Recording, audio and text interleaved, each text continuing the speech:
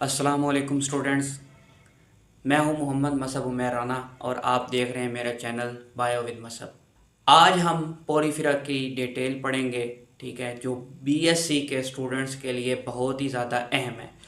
छोटे छोटे कॉन्सेप्ट्स को हम डायग्राम की मदद से अच्छे तरीके से समझेंगे, ठीक है, और एक एक टॉपिक को हम डिटेल में लेके जाएंगे, ठीक है। अब पहले इंट्रोडक्शन शुरू कर देते हैं पोरीफिरा फाइलम का। लैटिन वर्ड है पोरस, जिसका मतलब है पोर, फिरा जिसका मतलब है बेरिंग, पोर बेरिंग इनवर्टिब्रेट्स, ठीक है। इनके जिस्म में पोर्स हैं, सुराख हैं, ठीक है, सुराख रखने वाले इनवर्टिब्रेट्स, ठीक है। अब पहले स्टार्ट कर लेते हैं इनके स्केलेटन से, ठीक है। ये सारी चीज़ें मैं डिटेल में एक एक करके समझाऊंगा। कुछ चीज़ें पहले भी आ सकती हैं, कुछ चीज़ें बाद में भी आ सकती हैं, आपने ये डिटेल से समझना है। हर अहम पॉइंट्स पे हम बहस भी करेंगे, ठीक है, ताकि आप बच्चों को डिटेल समझ आए, क्योंकि बीएससी लेवल में चीज़ों को डिटेल से समझना कंसेप्चुअल अप्रोच के साथ ये बहुत ज़्यादा ज़रूरी है। कैलकेरियस स्केलेटन कैल्शियम कार्बोनेट का बना हुआ है, CaCO3 का, ठीक है। मुख्तलिफ शेप हो सकते हैं, स्ट्रेट भी हो सकती हैं, 3 कोने वाले भी हो सकते हैं, ठीक है। अच्छा, पोरीफिरा के हवाले से एक बात और मैं आपको बता दूं कि 5000 या इससे भी ज़्यादा स्पीशीज़ हैं जो कि मैरीन हैं, 150 स्पीशीज़ हैं जो कि फ्रेश वाटर में रहती हैं, ठीक है। और इनका साइज़ जो है फ्यू मिलीमीटर से लेके, बाज़ किताबों पे लिखा हुआ है आर्म साइज, आपके आर्म के साइज जितना है, ठीक है। और कुछ में लिखा हुआ है 1 मीटर तक है। लेकिन जियांट बैरल स्पॉन्ज, ठीक है, जो ड्रम और बैरल शक्ल की है, वो 1.5 मीटर से लेके 2 मीटर या इससे भी ज़्यादा डीप सी के अंदर ये स्पॉन्ज होती है, ठीक है। समझ आ रही है? कुछ किताबों में लिखा हुआ है the greater logger head sponge, वो 2 मीटर तक है, ठीक है।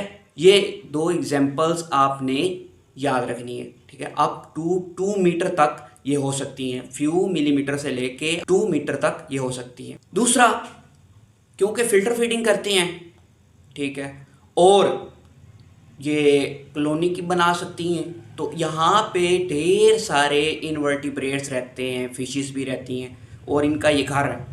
Larger sponge great variety of invertebrate animals का घर है। बहुत सारे इनवर्टिब्रेट एनिमल इसके अंदर रहते हैं, स्मॉल फिशेस भी रहती हैं, ठीक है। और कुछ स्पॉन्जेस वो लार्ज शेल्ड एनिमल जैसे कि कोरल्स हैं, बार्निकल्स हैं, मोलस्क्स हैं, इनके ऊपर भी रहती हैं, ठीक है। ये इनकी थोड़ी सी मैंने इंफॉर्मेशन ऐड की है। आप सब जानते हैं कि पोरीफिरा के अंदर रीजनरेशन की कैपेसिटी बहुत ज़्यादा है, ठीक है, और छोटी सी भी बड बनेगी, ठीक है, वो बड़ी होकर पेरेंट के साथ भी रह सकती है और अलग भी हो सकती है, ठीक है। तो बडिंग के ज़रिए पोरीफिरा अपनी रीजनरेशन करती है, या वो पेरेंट से साथ भी रह सकती है और अलग भी रह सकती है। गेम्यूल का स्ट्रक्चर क्या है देख लेते हैं तफसील के साथ। ये जो आपको ब्लैक में बार कोट नज़र आ रहा है, ये हमारे पास स्पॉन्जिन फाइबर का बना हुआ कोट है, स्पॉन्जिन फाइबर का बना हुआ कोट है। ये जो रेड है ये इसके अंदर स्पेक्यूल है सपोर्ट के लिए, ठीक है। ये इनर मेम्ब्रेन है, ये ब्लू में जो दिखाई जा रही है इनर मेम्ब्रेन है, ये ब्लू में दिखाई हुई क्या है, इनर मेम्ब्रेन है। ये सारे ग्रीन ग्रीन हमारे पास अमेबॉइड सेल्स हैं, ठीक है। ये एक सुराख है जिसका नाम है माइक्रोपाइल, ये सुराख है माइक्रोपाइल। ये सारा गेम्यूल, और इसके अंदर जो है मीजोहिल है, ये अमेबॉइड सेल मीजोहिल के अंदर है, ठीक है। ये अमेबॉइड सेल मीजोहिल के अंदर है, और इनके बाहर स्पॉन्जिन का कोट और अंदर सपोर्ट के लिए स्पेक्यूल्स है, ठीक है। अब जैसे हार्श कंडीशन आएगी तो पेरेंट जो स्पॉन्ज है वो डाई कर जाएगी और बहुत सारे गेम्यूल्स उसमें से निकलेंगे, और जैसे ही फेवरेबल कंडीशन आएगी माइक्रोपाइल के ज़रिए सारे अमेबॉइड सेल्स बाहर निकल जाएंगे। और ये अमेबॉइड सेल सलाहियत रखते हैं कि तमाम किस्म के all types of sponge cell में कन्वर्ट हो सकते हैं ये, और पूरी स्पॉन्ज बॉडी बना देंगे, ठीक है। अब इसी के साथ साथ हम सेक्सुअल रिप्रोडक्शन ये किस तरह करते हैं उसको भी डिस्कस कर लेते हैं। सेक्सुअल रिप्रोडक्शन ये करते हैं स्पर्म के ज़रिए और एग के ज़रिए। अब स्पर्म और एग कैसे बनेंगे, स्पर्म और एग किस तरह बनेंगे इनके अंदर, ये भी सोचने वाली बात है। क्या कोई ऑर्गन है, ठीक है, या कोई एक्सटर्नल जेनिटिलिया है, क्या है, इसके अंदर तो कुछ भी नहीं है, ऑर्गन भी नहीं है, टिश्यू भी नहीं है, ठीक है। तो कोई सेल होगा जो ट्रांसफॉर्म हो रहा है स्पर्म के अंदर या एग के अंदर, तो देख लेते हैं इस हवाले से। अच्छा, इसके क्रॉस वाल का स्ट्रक्चर देख लें। ये हमारे पास क्विनोसाइट्स हैं, ये कॉलर है, ये इनका फ्लैजेला है, और ठीक है, साथ ये सारी मीजोहिल है। ये वाइट वाइट जितना भी आपको नज़र आ रहा है ये सारा मीजोहिल है। ये अमेबॉइड सेल हैं, ग्रीन वाले अमेबॉइड सेल्स हैं। ये ग्रीन वाले इसके अंदर अमेबॉइड सेल्स हैं। ये इसके अंदर स्पिक्यूल्स हैं, ये स्पिक्यूल्स हैं, और ये बाहर की तरफ फ्लैट चिपटे हुए पिनेकोसाइट्स हैं। क्वानोसाइट्स ये अंदर की तरफ हैं, बाहर की तरफ पिनेकोसाइट्स हैं। अच्छा, अब अंदर की तरफ क्वानोसाइट्स हैं, बाहर की तरफ पिनेकोसाइट्स हैं। पिनेकोसाइट्स हैं, बाहर की तरफ क्या है, पिनेकोसाइट्स हैं। अब हमने तो जो रिप्रोडक्शन की मैंने आपको बात बताई, सेक्सुअल रिप्रोडक्शन किस तरह करेगा, इसके 2-3 जो हैं तरीके हैं।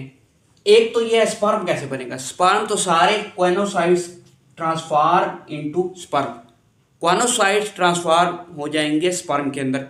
स्पर्म फिर अंदर जाके वो, और फिर एग कहाँ से आएंगे, पहले ये डिस्कस कर लेते हैं कि स्पर्म बनेगा क्वानोसाइट्स की ट्रांसफॉर्मेशन से। एग कहाँ से बनेगा, एग ज़्यादातर क्वानोसाइट से ही बनेगा, ठीक है। और बाज़ औक़ात अमेबॉइड सेल या आर्कियोसाइट, अमेबॉइड सेल या आर्कियोसाइट ये सेम ही है। आर्कियोसाइट्स या अमेबॉइड सेल ये सेम ही है। आर्कियोसाइट और अमेबॉइड सेल से एग बनेगा, oocyte बनेगा। अब oocyte या तो बन रहा है क्वानोसाइट से या आर्कियोसाइट या अमेबोसाइट से, और स्पर्म बन रहा है क्वानोसाइट से, ठीक है। अब ये क्वानोसाइट उस स्पर्म को कैच पकड़ेगा, अपना फ्लैजेला लूज कर देगा और एक कैरियर सेल के तौर पर एक्ट करेगा, और इसको अंदर oocyte के पास लेके जाएगा। वहाँ पे फर्टिलाइजेशन होगी, ठीक है, और लार्वा बनेगा, जाइगोट बनेगा, उसके बाद लार्वा बन जाएगा। लार्वा बाहर निकल जाएगा। लार्वा क्या होगा, बाहर फ्री स्विमिंग लार्वा बाहर निकाल दिया जाएगा, रिलीज कर दिया जाएगा, ठीक है। क्वानोसाइट स्पर्म को लेकर एज ए अपना फ्लैजेला लूज करके, कॉलर लूज करके कैरियर सेल के तौर पे एक्ट करेगा, जाके oocyte जो मॉडिफाइड अमेबॉइड सेल है उसके पास जाएगा, फर्टिलाइजेशन करवाएगा, जाइगोट बनेगा, फिर लार्वा बनेगा, ठीक है। एक तो ये तरीका है।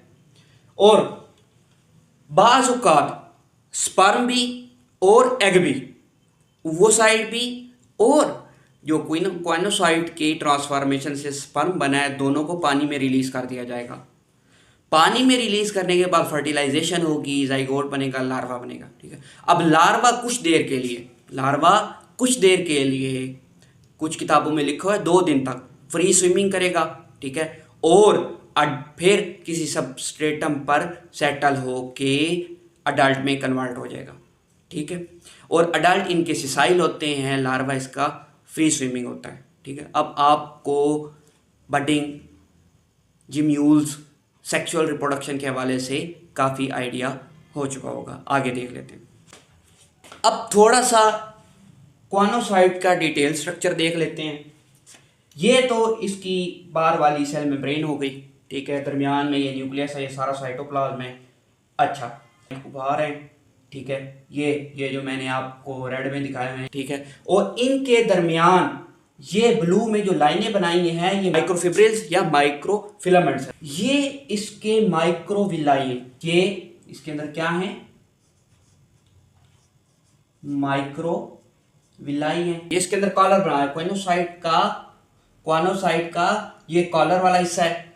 अब कॉलर के अंदर एक तो हमारे पास माइक्रोविलाई है, वालों के दरमियान ये जो माइक्रोविलाई के दरमियान जो कनेक्शन है वो माइक्रोफिलामेंट का है, ठीक है। दरमियान में ये सारा कॉनोसाइट्स, सेल मेम्ब्रेन होगी, न्यूक्लियस होगा, साइटोप्लाज्म हो गया। ऊपर की तरफ ये जो कॉलर बन रहा है ये माइक्रोविलाई का है, और दरमियान में माइक्रोफिलामेंट्स हैं, माइक्रोफिब्रल्स हैं, ठीक है। और यहाँ से ये फ्लैजेला निकल रहा है, ये ब्लैक वाला सारा फ्लैजेला है। अब ये फिल्टर फीडिंग कर रहे हैं सारे, पानी आता है यहाँ से और ऊपर निकल जाता है सारा, पानी आता है, पानी आता है और ऊपर निकल जाता है सारा, समझ आ रहा है। और इस पानी वाटर करंट की वजह से जो आ रहा है, इससे फूड और ये चीज़ें ट्रैप होंगी, वो सारी नीचे आके फेगोसाइटोसिस के जरिए यहाँ पे ये फूड वैक्यूल की फॉर्म में अंदर आ जाएंगी, ठीक है। ग्वेनोसाइट के अंदर फूड वैक्यूल की फॉर्म में अंदर आ जाएंगी। अब ये फूड वैक्यूल लाइसोसोम के साथ फ्यूज करेगा, फेगोलाइसोसोम बना देगा, इसकी पार्शियली डाइजेशन हो जाएगी। इसकी क्या हो जाएगी? पार्शियली डाइजेशन हो जाएगी। अच्छा, अब ये फेगोलाइसोसोम की पार्शियली डाइजेशन हो जाएगी। अब या तो ये छोटे छोटे वेसिकल की फॉर्म में, छोटे छोटे वेसिकल के फॉर्म में पार्शियली डाइजेस्टेड फूड को मीजोहिल में फेंक देगा, ठीक है, या ये एक्सोसाइटोसिस कर देगा। उनको फिर अमेबाइड सेल उठाएंगे और डिस्ट्रीब्यूशन खुद करेंगे। उनको क्या करेंगे? इन फूड वैक्यूल्स को या एक्सोसाइटोसिस से निकलने वाली पार्शियली डाइजेस्टेड फूड को, एक्सोसाइटोसिस से निकलने वाले पार्शियली डाइजेस्टेड फूड को या छोटे छोटे वेसिकल्स को, जो पार्शियली डाइजेस्टेड फूड जिसके अंदर है, इसको अमेबाइड सेल उठा लेंगे। फूड वैक्यूल लाइसोसोम मिलके फेगोलाइसोसोम बनाएंगे। उन्होंने फूड को पार्शियली डाइजेस्ट किया, या वेसिकल की फॉर्म में छोटे छोटे, या exocytosis through partially digested food mesohyl में आ गई। यहाँ से आके अमेबाइड सेल इनको लेंगे, कंप्लीट डाइजेशन करेंगे और ख़ुद जाके डिस्ट्रीब्यूट करेंगे, ठीक है। और इनका जो वेस्ट होगा वो अमेबाइड सेल एक्सोसाइटोसिस के ज़रिए बाहर निकाल देंगे। अब 80% जो ऑर्गेनिक कार्बन है वो फेगोसाइटोसिस के ज़रिए क्विनोसाइट करेंगे। 80% तक ऑर्गेनिक कार्बन को फेगोसाइटोसिस जो है, ऑर्गेनिक कार्बन की फेगोसाइटोसिस जो है क्विनोसाइट्स करेंगे। और जो प्रोटीन है पिनेकोसाइड के ज़रिए, और जो प्रोटीन्स है ज़्यादातर वो पिनेकोसाइड के ज़रिए क्विनोसाइड तक जाएगी, ठीक है। और वैसे दोनों ही डिजॉल्व न्यूट्रिएंट को पानी में से निकाल सकते हैं, दोनों सेल ही, पिनेकोसाइड्स भी और क्विनोसाइड्स भी। तो ये इसकी डाइजेशन कंप्लीट हो गई है। अब इसके केनाल सिस्टम के हवाले से बात कर लेते हैं। अब जैसे कि आप देखें कि ये ट्यूब है, इसके दोनों किनारे हैं, एक ये वाली साइड है, एक ये वाली साइड है। इसमें ये इसी तरह ही है। इसके बाहर की तरफ ये एस्कॉन्स है, केनाल सिस्टम के एस्कॉइन अरेंजमेंट में ये इस तरह के सेल हैं। बाहर की तरफ पिनेकोसाइट्स हैं, और इनके अंदर की तरफ यहाँ पे ये जो ब्लू वाले हैं ये क्वेनोसाइट्स हैं, ब्लू वाले क्वेनोसाइट्स हैं। बाहर की तरफ पिनेकोसाइड, ये ग्रीन वाले जो मैंने बनाए हैं पिनेकोसाइट्स हैं, ठीक है। अंदर उसी तरह अमेबॉइड सेल्स हैं, ठीक है, स्पिक्यूल्स हैं, ठीक है। और ये जो सुराख है इनके अंदर, ये ऑस्टिया हैं। ये ऑस्टिया से पानी अंदर आएगा। ये दरमियान वाली सारी स्पोंजोसील है, दरमियान वाली सारी क्या है? स्पोंजोसील्स है, ठीक है। इस तरह ये अमेबॉइड सेल, ये क्वेनोसाइट्स, ये पिनेकोसाइट्स, पानी यहाँ से दोनों तरफ से आ रहा है और ऊपर की तरफ आ रहा है, मतलब इनके दरमियान सुराख हैं, पानी यहाँ से आ रहा है और स्पोंजोसील से बाहर जा रहा है। एक ही ओपनिंग है जिससे पानी बाहर जा सकता है, जिसका नाम है ऑस्क्यूलम, ठीक है। बात आपको समझ आ रही है? ये है एस्कॉन अरेंजमेंट। अब बहुत सारे ऑस्टिया हैं, ठीक है, और एक ही ऑस्क्यूलम है। यहाँ से ऑस्टिया के जरिए पानी आता है, ऑस्क्यूलम के जरिए बाहर चला जाता है, एस्कॉन। ये तो है सिंपल। अब नेक्स्ट जो टाइप है वो है साइकॉन। अब इसमें क्या होगा? ये जो स्ट्रेट है ट्यूब की, अब ये फोल्डिंग होगी, इसमें इस तरह करके ये फोल्ड बनेंगे, इस तरह करके फोल्डिंग बनेगी, इस तरह इसमें भी ये देख लें, इस तरह करके ये फोल्डिंग होगी, ठीक है। अब इस तरह इनके बाहर भी पिनेकोसाइट्स और अंदर की तरफ क्वेनोसाइट। अब यहाँ पे थोड़ा सा डिफरेंस है। अब ये जो मुंह अंदर की तरफ हैं, ठीक है, एक अरेंजमेंट में, ठीक है, अब इसमें एक तरफ से पानी, अब ये जो अंदर की तरफ आ रही है ये इनकरेंट कैनाल है, ठीक है, और ये जो स्पोंजोसील में हिस्सा खुल रहा है ये हमारे पास रेडियल कैनाल है। रेडियल कैनाल अंदर खुल रही है स्पोंजोसील के अंदर। अब इन फोल्डिंग की वजह से स्पोंजोसील का वॉल्यूम है वो कम हो गया है। स्पोंजोसील का वॉल्यूम इन रेडियल कैनाल्स की या बॉडी वॉल की फोल्डिंग की वजह से, बॉडी वॉल, स्पॉन्ज की बॉडी वॉल की फोल्डिंग की वजह से वॉल्यूम कम होता जा रहा है। अब इसमें क्या है जी, ये हमारे पास सारे ऑस्टिया हैं, ठीक है। अब यहाँ पे ये हमारे पास इन करंट है, यहाँ पे इन करंट में कोइनोसाइट्स नहीं है, ठीक है। ये यहाँ पे एक्स करंट है, यहाँ पे ये पानी ये यहाँ से बाहर आ रहा है किसके अंदर, स्पोंजोसील के अंदर, ठीक है। यहाँ पे सारे ये कोइनोसाइड निकल रहे हैं, ये फिल्टर फीडिंग कर सकते हैं, ठीक है, वाटर की फिल्ट्रेशन कर सकते हैं, कोइनोसाइड्स यहाँ पे लगे हुए हैं। इस तरह इधर भी, यहाँ पे भी ये रेडियल कैनाल है और ये रेडियल कैनाल अंदर स्पोंजोसील में खुल रही है और ऊपर की तरफ ये जो मुंह है ये ऑस्क्यूलम है, ठीक है। अब इसने सारा इसके फोल्ड्स की वजह से, ये सारी बॉडी वॉल के फोल्ड की वजह से स्पोंजोसील कम हो रही है। समझ आ रही है आपको बात की?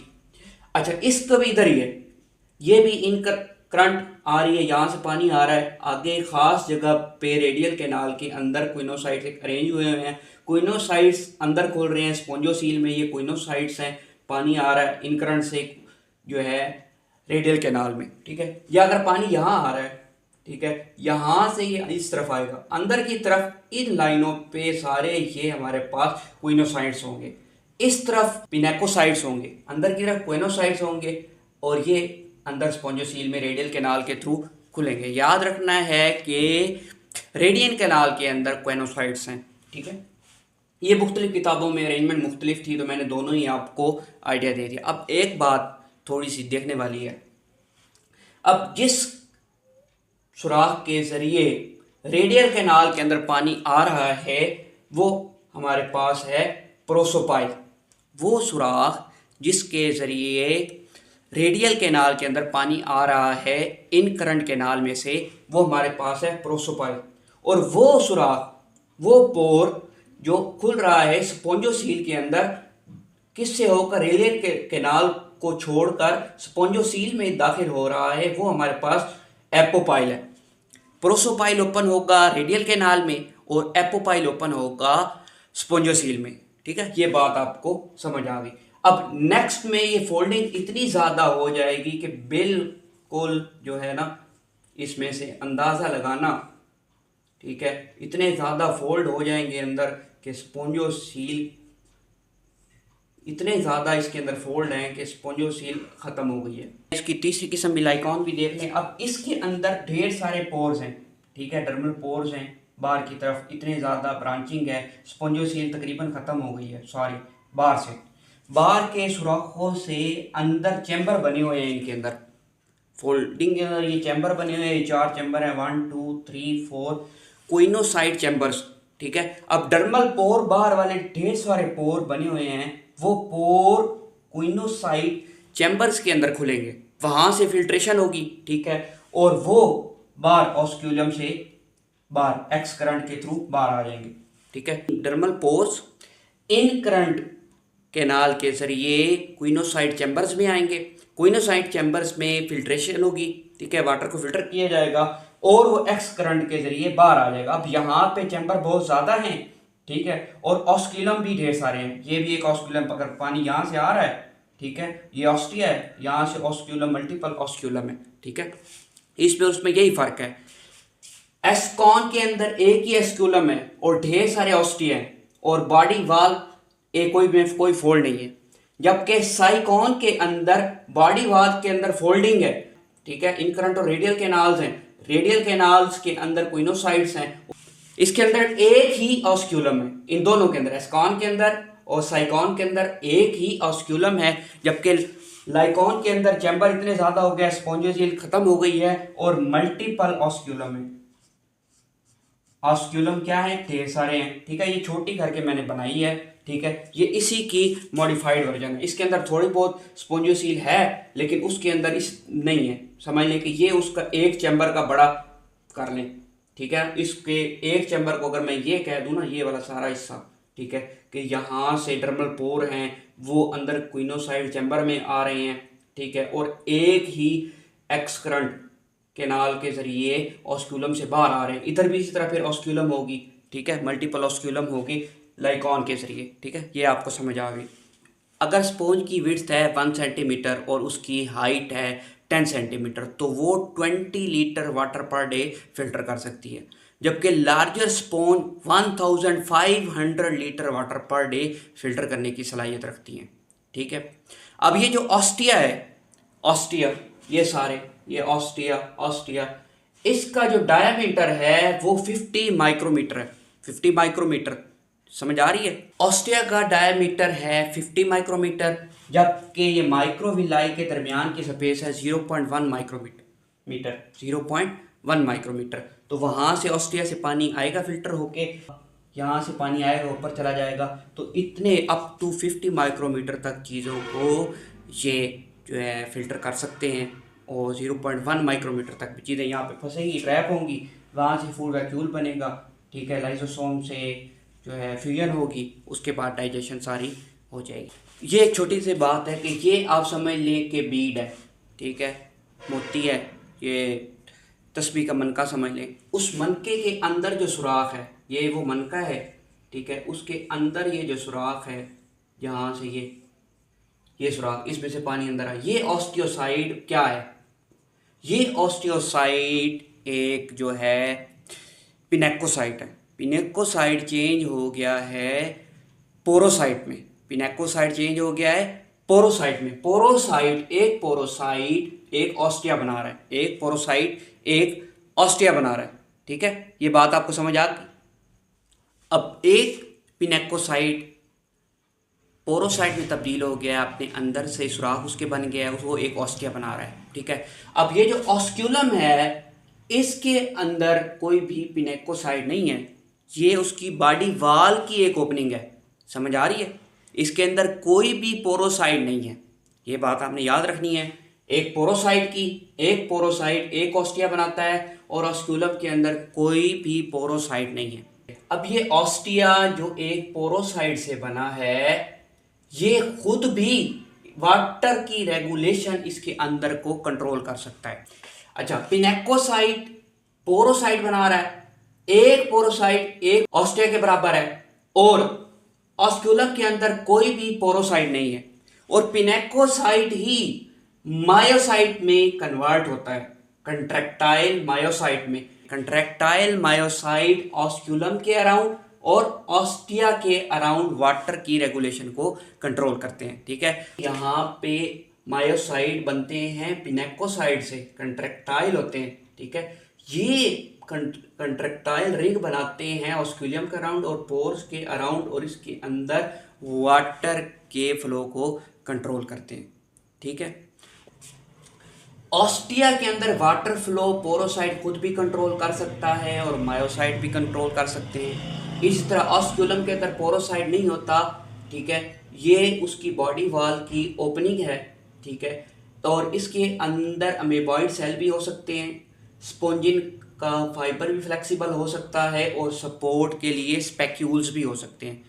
समझ आ रही है आपको मेरी बात। और मायोसाइड यहाँ पे कंट्रैक्टाइल इस ओपनिंग के अंदर वाटर फ्लो को कंट्रोल करते हैं, ठीक है। अब मैंने ओवरऑल आपको बता दिया है कि ऑस्टिया के अंदर और ऑस्क्यूलम के अंदर वाटर फ्लो किस तरह कंट्रोल होता है, ठीक है। ये खुद भी पोरोसाइट कर सकते हैं, ठीक है, और कुछ हद तक मायोसाइट भी करवाते हैं कंट्रोल वाटर फ्लो को। और जबकि यहाँ पे पोरोसाइट है ही नहीं, वहाँ पे पिनेकोसाइड मॉडिफाइड होके मायोसाइट बना दी। वो मायोसाइट प्लस स्पोंजिन, फ्लेक्सिबल स्पोंजिन, और सपोर्ट के लिए स्पेक्यूल, वो मायोसाइट असल में वहाँ पे वाटर ऑस्क्यूलम में वाटर के फ्लो को कंट्रोल करती है।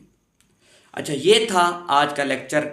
बहुत ही डिटेल और डायग्राम के ज़रिए मैंने सारा एक्सप्लेन करने की कोशिश की है, और सारे ही पॉइंट्स को कवर करने की कोशिश की है। मैं उम्मीद करता हूँ आपको मेरा लेक्चर बहुत पसंद आएगा, और दुआओं में याद रखिएगा। जज़ाकल्लाह खैर। Thank you students.